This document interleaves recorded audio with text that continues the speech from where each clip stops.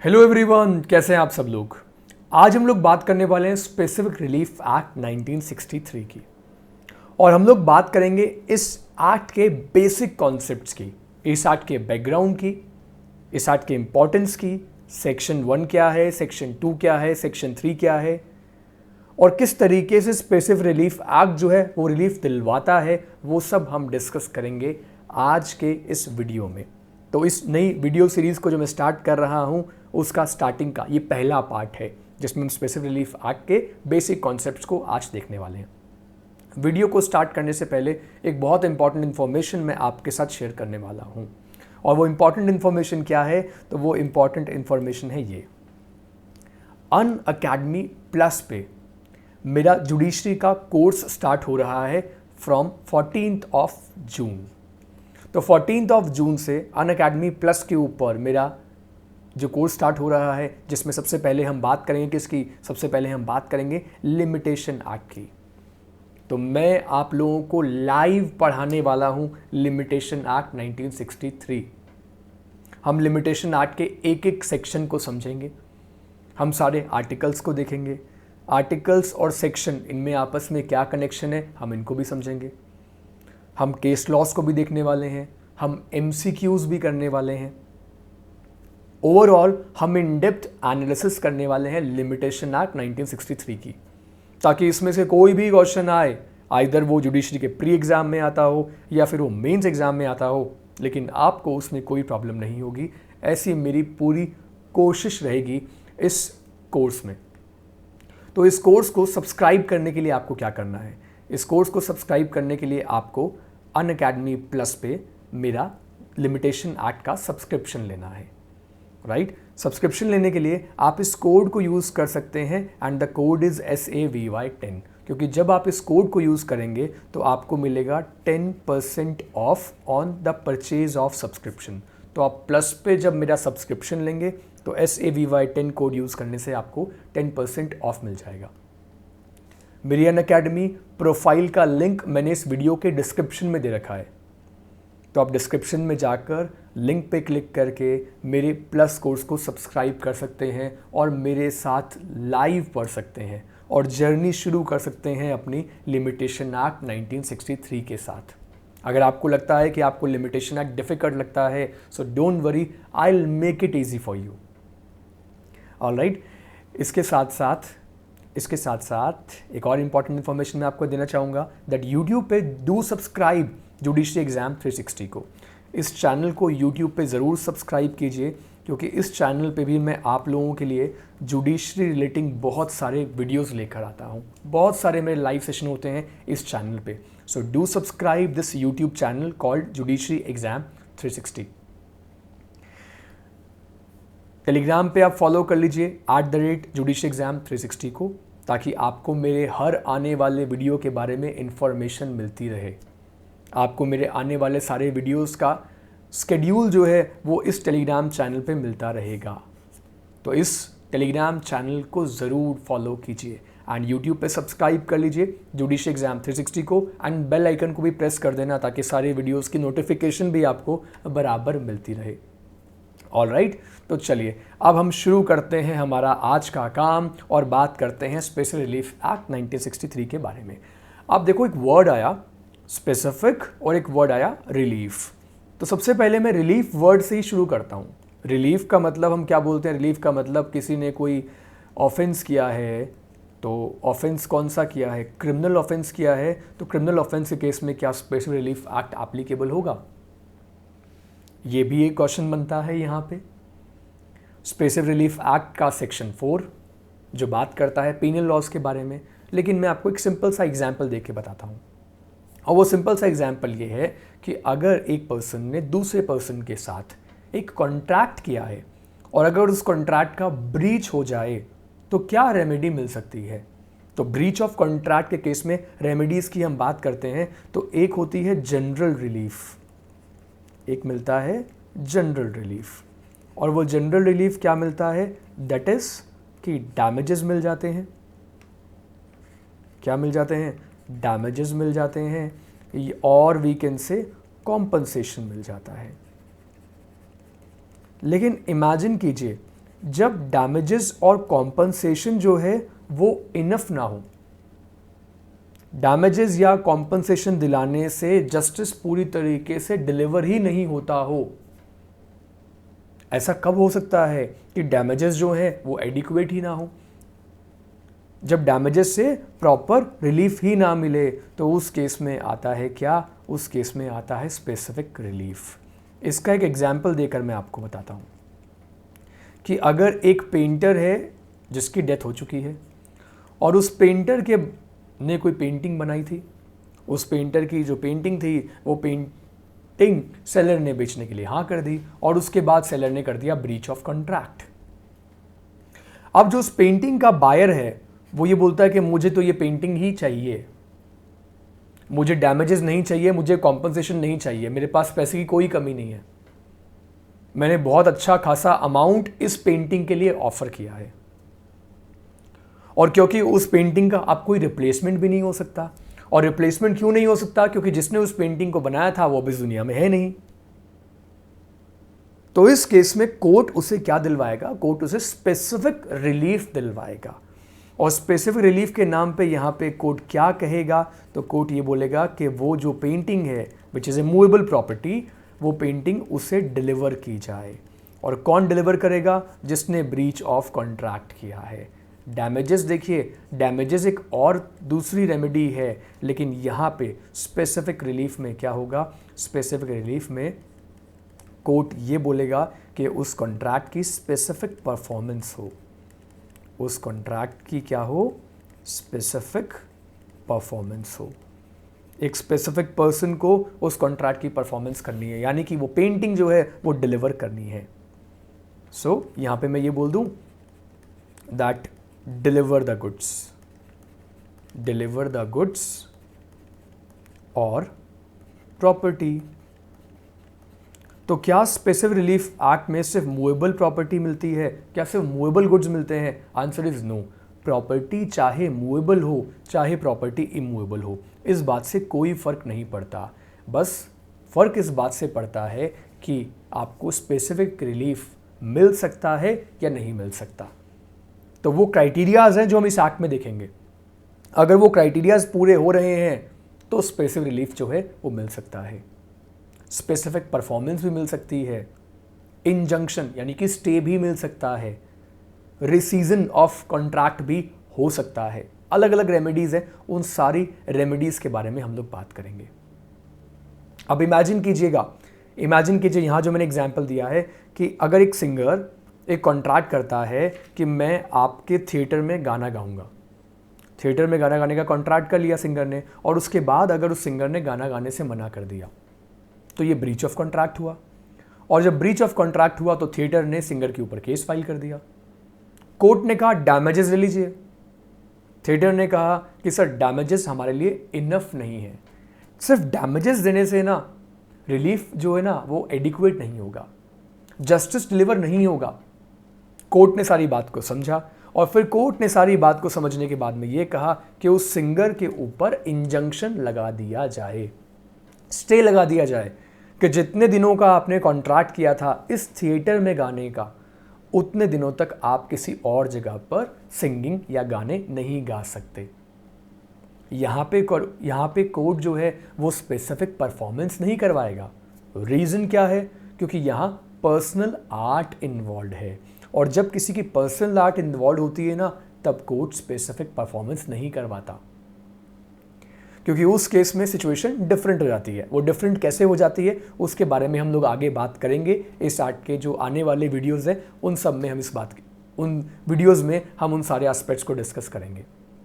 Alright, तो ये देखिएगा, अब सबसे पहले मैंने रिलीफ के बारे में आपको बताया। रिलीफ को मैंने दो कैटेगरीज में बता दिया, एक मैंने बताया जनरल रिलीफ और दूसरा मैंने बताया स्पेसिफिक रिलीफ। जनरल रिलीफ जो कॉन्ट्रैक्ट के अकॉर्डिंग ब्रीच ऑफ कॉन्ट्रैक्ट हुआ डैमेजेस दे दीजिए, और स्पेसिफिक रिलीफ में कि आप स्पेसिफिक परफॉर्मेंस ही कीजिए उस कॉन्ट्रैक्ट की। ठीक है, अब और ये तब होता है जब हमने ये देखा कि मॉनेटरी जो कॉम्पनसेशन है, डैमेजेस जो हैं वो इनफ ना हो। कहते हैं ना हर चीज़ आप पैसे से नहीं खरीद सकते, right? You can not buy everything from money. क्योंकि पैसे की भी अपनी लिमिटेशंस हैं। पैसे से आप इमोशंस नहीं खरीद सकते, पैसे से आप खुशी नहीं खरीद सकते। अगर किसी पर्सन को कोई ऐसी चीज़ खरीदनी है जो उसकी फैमिली मेम्बर से रिलेटेड है, तो उसके लिए उस चीज़ का कोई प्राइस नहीं होगा, उसके लिए वो प्राइसलेस चीज़ होगी, उसके लिए वो चीज़ प्राइसलेस होगी। Getting a point? आपने देखा होगा कई बार कि जो फिल्म स्टार्स हैं अगर वो लोग ऑक्शन करवाते हैं किसी चीज़ का, चैरिटी के लिए ऑक्शन करते हैं, राइट, अपने कपड़ों का या अपने किसी भी पर्सनल बिलोंगिंग का अगर वो लोग ऑक्शन करते हैं तो लोग उसको बहुत ज़्यादा प्राइस में खरीद लेते हैं। फिल्म स्टार करते होंगे चैरिटी के लिए, लेकिन जो खरीद रहा है वो ज़्यादा प्राइस इसलिए पे करता है, उसका वो प्रीमियम इसलिए पे करता है क्योंकि उसको लगता है कि अगर मैंने उसको ख़रीद लिया तो मैंने अपने आइडल या अपने फिल्म स्टार जिसको मैं फॉलो करता हूँ उसके अपने आप को नज़दीक मैंने कर लिया। ऐसा ही कुछ होता है, राइट। तो वहाँ पे अमाउंट देखा नहीं जाता, वहाँ पे इमोशन देखा जाता है। Getting my point? अब देखिए, सबसे पहले जो हम एक्ट पढ़ रहे हैं स्पेशल रिलीफ एक्ट, ये 1877 में आया था, 1877 में। और 1877 वाला जो लॉ था, इस लॉ को बेसिकली रिपील कर दिया था, repealed. So this was repealed by the act of specific relief act 1963, ठीक है। और ये हमारा जो लॉ है ये कौन सी डेट को आया था? So this law came into force on 1 मार्च 1964। तो 1964 से ये जो एक्ट है ये एक्ट एप्लीकेबल हो गया था। Is that clear? इतनी बात सब लोगों को समझ में आ गई है। और उसके बाद में देखिए क्या हुआ। उसके बाद में इन द ईयर 1964 एप्लीकेबल हुआ था फ्रॉम 1 मार्च 1964, लेकिन 1963 में इसको अप्रूवल मिल गया था, लेजिस्लेचर ने इसको पास कर दिया था, इसलिए बोलते हैं स्पेशल रिलीफ एक्ट 1963। अब 1964, इन द ईयर 1964 एंड 1974, और उसके बाद में रीसेंट जो अमेंडमेंट आए थे 2018, और उसके बाद में अमेंडमेंट आया 2019। तो ये अमेंडमेंट आए इस एक्ट में। तो यहाँ तक जो अमेंडमेंट आए उन अमेंडमेंट्स को हम लोग बोलते हैं स्पेसिफिक रिलीफ अमेंडमेंट एक्ट, उनको हम बोलते हैं स्पेसिफिक रिलीफ अमेंडमेंट एक्ट, ठीक है। और उसके बाद 2019 में जो अमेंडमेंट आया, 2019 में जो अमेंडमेंट आया, ये बेसिकली अमेंडमेंट कौन सा था? ये था Jammu and Kashmir reorganisation act, ठीक है। ये अमेंडमेंट आया 2019 में, ठीक है। तो Jammu and Kashmir reorganisation act, ठीक है। Is it clear? ऑलराइट। अब यहाँ पे एक बात और देखिएगा, ये अमेंडमेंट हमने देख लिए, और Jammu and Kashmir reorganisation act amendment जो आया उसके बाद में ये जो एक्ट है ये जम्मू एंड कश्मीर के ऊपर भी एप्लीकेबल हो गया। तो जम्मू एंड कश्मीर की यूनियन टेरिटरी के ऊपर special relief act is now applicable. पहले एप्लीकेबल नहीं हुआ करता था, बाद में एप्लीकेबल हो गया। अब हमारे लिए जो अमेंडमेंट बहुत इंपॉर्टेंट है, जो हमें रियल में जिसके बारे में बात करनी चाहिए, देखना चाहिए, वो अमेंडमेंट कौन सा है? वो है 2018 का अमेंडमेंट, ठीक है। तो इस अमेंडमेंट को ज़रूर अच्छे से पढ़ना चाहिए, ये अमेंडमेंट बहुत काम का है, जो 2018 में स्पेशल रिलीफ एक्ट अमेंडमेंट आए थे, राइट। आगे चलते हैं। देखिए, अब जब स्पेसिफिक रिलीफ एक्ट को पढ़ो तो 3 एक्ट्स को साथ में पढ़ना चाहिए, या 3 एक्ट्स का रेफरेंस लेके चलना चाहिए। First one is contract, I mean Indian contract act. Second one is specific relief act, and third one is civil procedure code of civil procedure, ठीक है। Is it clear? नाउ इनको साथ में पढ़ना चाहिए। जब तक ब्रीच ऑफ कॉन्ट्रैक्ट नहीं होगा तब तक आप स्पेसिफिक रिलीफ एक्ट एक तरीके से कैसे मांगोगे? आप स्पेसिफिक परफॉर्मेंस किस तरीके से डिमांड करोगे? तो स्पेसिफिक परफॉर्मेंस डिमांड करने का एक क्राइटेरिया ये भी है कि पहले ब्रीच ऑफ कॉन्ट्रैक्ट हुआ हो, पहले एग्रीमेंट टू सेल प्रॉपर्टी हुआ हो, और बाद में प्रॉपर्टी देने से मना कर दिया।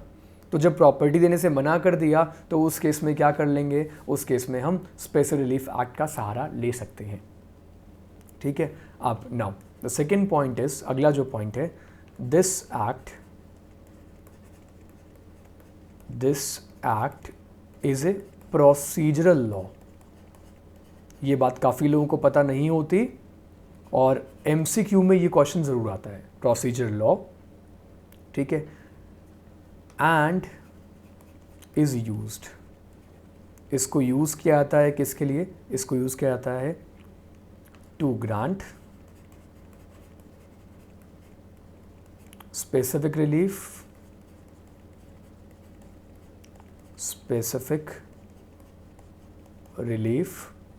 और वो स्पेसिफिक रिलीफ किसके लिए दिया जा रहा है? Enforcing civil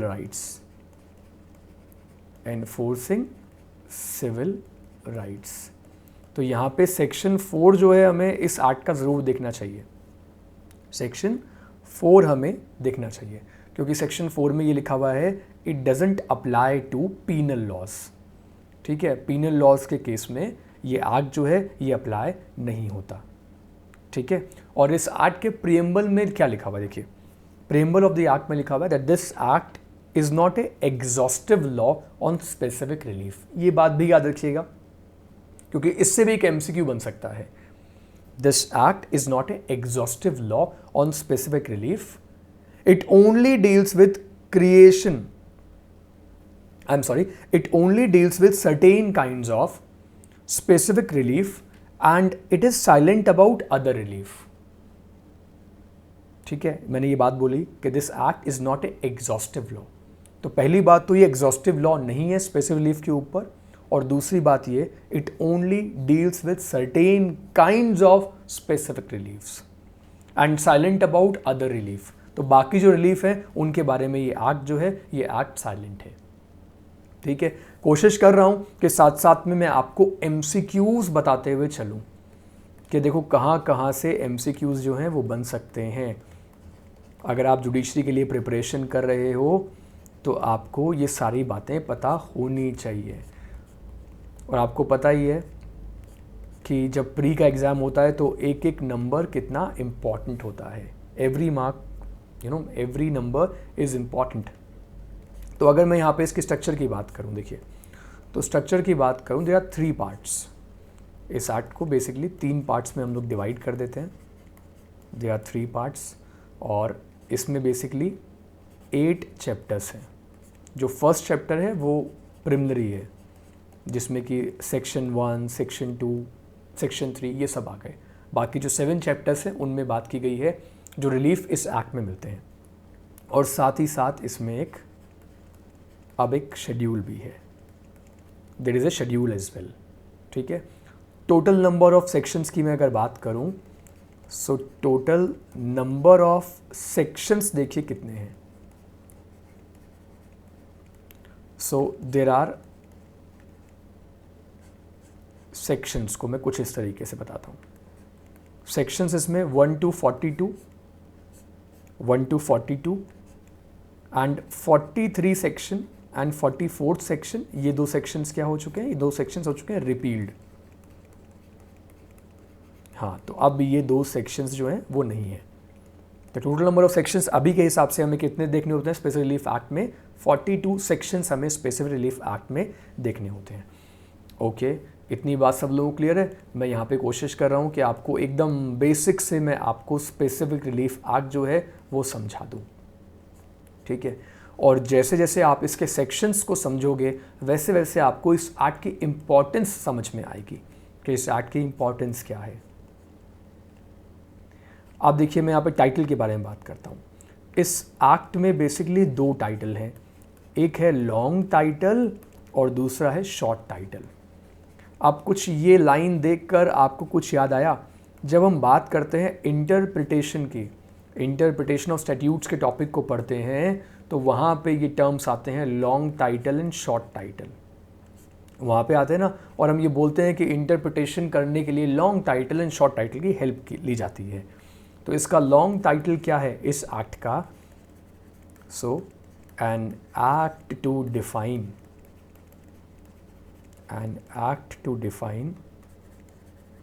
and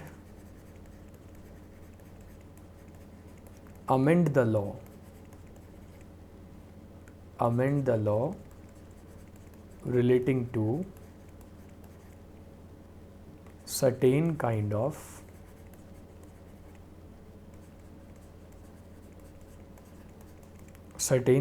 specific relief।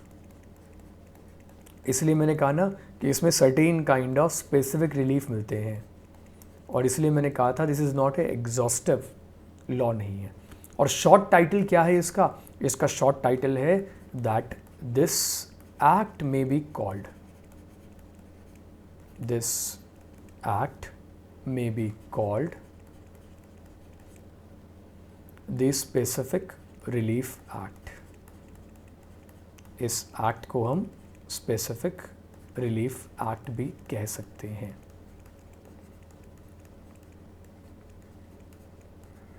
Is it clear? आई बात समझ में? ठीक है, ये इसका शॉर्ट टाइटल है, ये इसका लॉन्ग टाइटल है। सेक्शन 1 के बारे में मैंने आपको अभी भी बताया था कि सेक्शन 1 में सबसे इंपॉर्टेंट बात जो है वो ये लिखी हुई है, जो चेंज हो चुकी है, that this act is now applicable on the union territory of Jammu and Kashmir. तो जम्मू एंड कश्मीर के ऊपर ये एक्ट जो है ये अब एप्लीकेबल होता है। ठीक है, अब आता है इस एक्ट का सेक्शन 2, और सेक्शन 2 किसके बारे में है? सेक्शन 2 है बेसिकली डेफिनेशंस के बारे में। और आपको ये जान के बड़ी खुशी होगी, या शायद आपको बड़ा सरप्राइजिंग भी लगे, कि इस एक्ट में जो डेफिनेशंस हैं वो कितनी हैं? इस एक्ट में सिर्फ 5 डेफिनेशंस हैं। सेक्शन 2A से लेकर और सेक्शन 2E तक डेफिनेशंस है। इन डेफिनेशंस को आप बेयर एक्ट में देख सकते हो, बेयर एक्ट में आप इन डेफिनेशंस को देख सकते हो। इनका ओवरव्यू मैं आपको ज़रूर दे दूंगा। तो देखिए, फर्स्ट डेफिनेशन है किसकी? ऑब्लिगेशन की डेफिनेशन है। और ऑब्लिगेशन का मतलब क्या है? Obligation includes every duty enforceable by law. Obligation includes every duty enforceable by law. और उसके बाद सेक्शन 2B, सेक्शन 2B में डेफिनेशन गिवन है किसकी? यहाँ पे डेफिनेशन गिवन है सेटलमेंट की।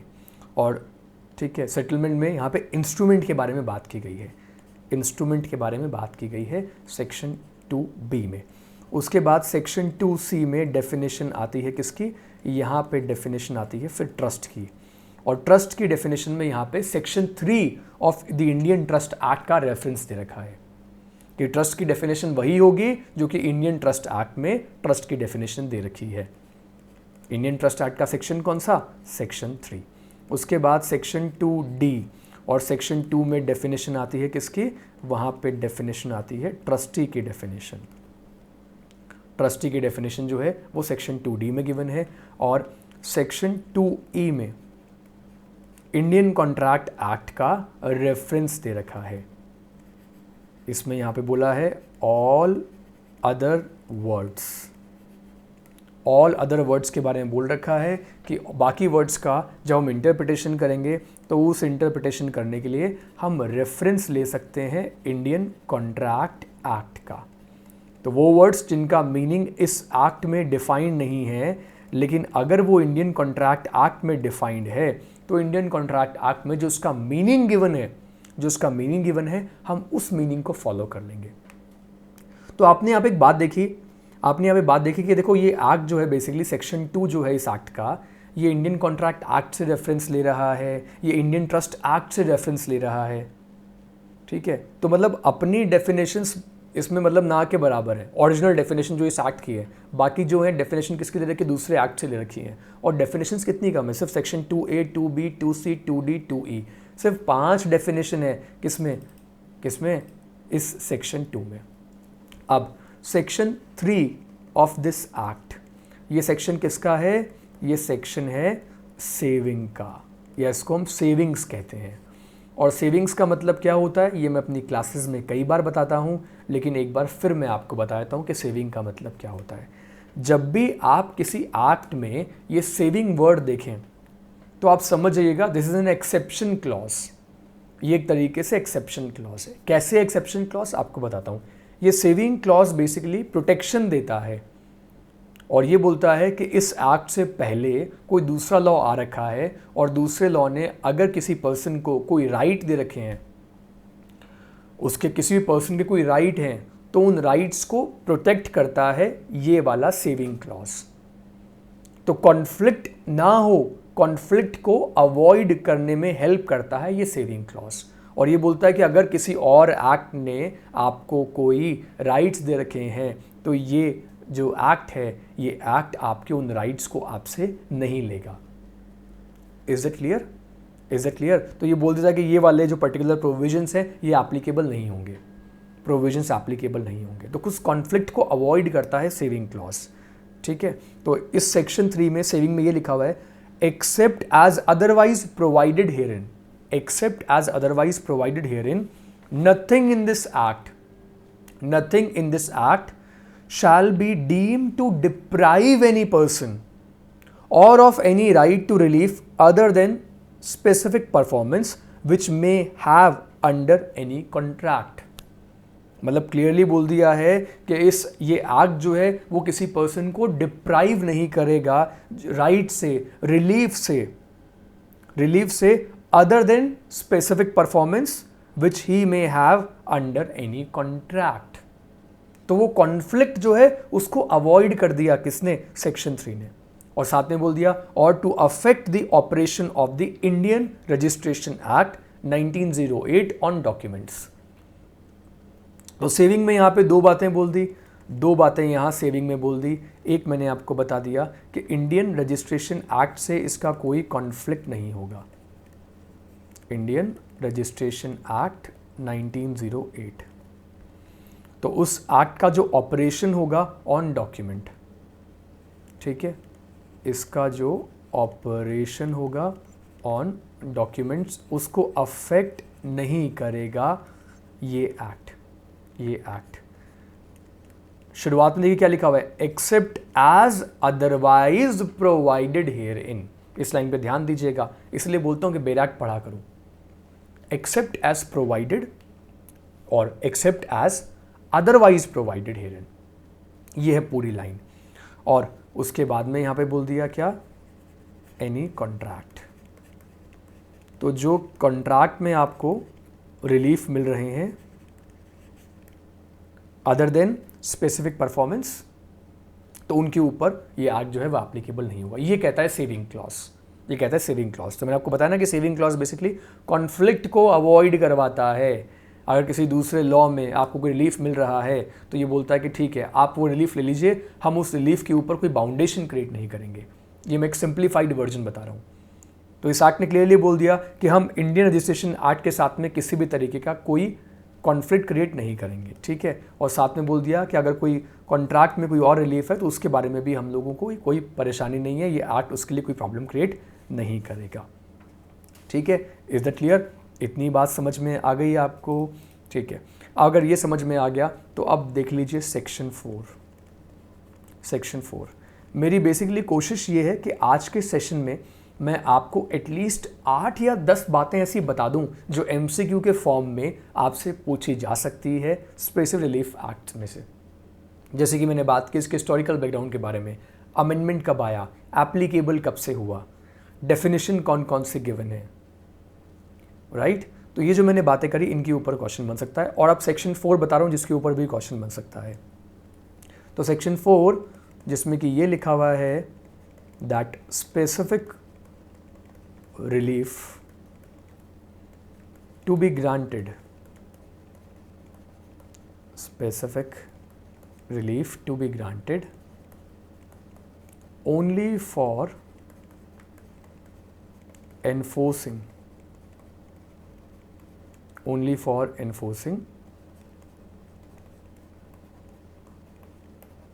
individual civil rights। प्लीज़ इस पॉइंट को हाईलाइट कर लीजिए, इसको नोट कर लीजिए क्योंकि ये आपको बहुत काम आने वाला है। Individual civil rights, individual civil rights and not for enforcing penal laws. तो पीनल लॉज को एनफोर्स करवाने में आप स्पेसिफिक रिलीफ एक्ट को आप यूज़ नहीं कर सकते। ठीक है, इज दैट क्लियर? ये समझ में आया आपको? Not for enforcing penal laws. ये बात कहता है कौन? ये बात कहता है सेक्शन 4। तो हमने सेक्शन 1 से लेकर सेक्शन 4 तक आज हमने पढ़ लिया। हमने बैकग्राउंड के बारे में बात कर ली, जो स्पेशल रिलीफ एक्ट का बैकग्राउंड है, अमेंडमेंट है, उनके बारे में हम और बात कर लेंगे अमेंडमेंट के बारे में। जैसे जैसे हम सेक्शंस को पढ़ेंगे वैसे वैसे हम रिलेवेंट सेक्शन के अमेंडमेंट को भी डिस्कस कर लेंगे अपने आने वाले वीडियोस में। सो मैं उम्मीद करता हूँ कि आज के वीडियो से आपको स्पेशल रिलीफ एक्ट का बैकग्राउंड और ये 4 सेक्शन ज़रूर समझ में आए होंगे। ऐसे और भी वीडियोस के लिए और स्पेशल रिलीफ एक्ट के और भी वीडियोस को देखने के लिए do subscribe to this YouTube channel. हमारे यूट्यूब चैनल को ज़रूर सब्सक्राइब कीजिए। वीडियो पसंद आया हो तो वीडियो को लाइक भी ज़रूर कीजिए और अपने दोस्तों के साथ वीडियो को शेयर भी कीजिए। मैं आपसे मिलता हूँ एक नए वीडियो में। Thank you so much.